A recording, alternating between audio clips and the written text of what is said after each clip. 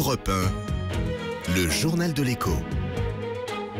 Toute l'actualité économique avec Éric Le Boucher. Bonsoir Éric. Bonsoir Nicolas. La bourse en hausse aujourd'hui. Plus 0,90% à 4891 points. Ce sont des bons résultats d'entreprise, dont Sanofi qui tire vers le haut.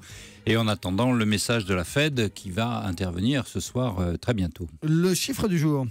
48 millions d'iPhone vendus par Apple simplement au troisième trimestre. 230 millions depuis janvier.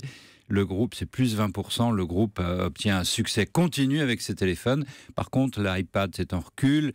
Et l'Apple Watch, la montre, on n'a aucun chiffre. Et les bénéfices sont records. On en parlait tout à l'heure dans le journal. La chute du jour. Celle de l'action Altis, le propriétaire de Numéricable SFR, qui a perdu 9,63% à 16,50 €. Les investisseurs sont très défavorablement impressionnés par la baisse du chiffre d'affaires, 2,9% au troisième trimestre.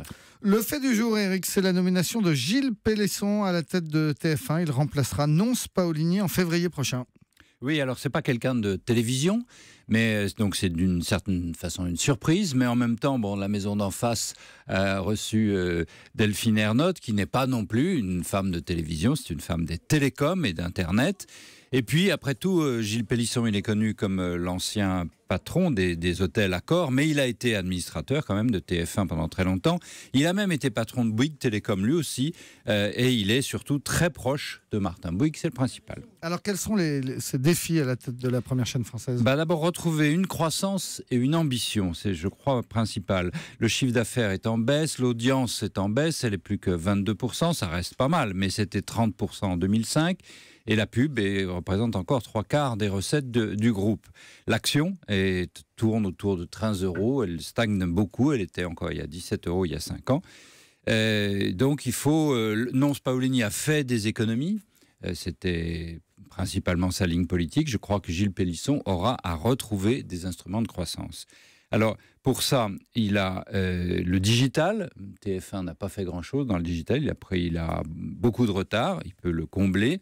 Il faut qu'il règle le problème de LCI, mais il dispose de deux avantages. TF1 reste une belle maison, la télévision reste un média de puissance, pas comme la presse écrite qui est complètement en ruine par le digital. Et puis TF1 a un trésor de guerre qu'on évalue à 800 millions d'euros.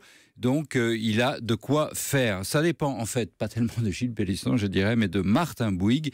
Quelles sont ses ambitions en matière de télécom? Quelles sont ses ambitions en matière de télévision? Ce sont deux métiers, changement en complet.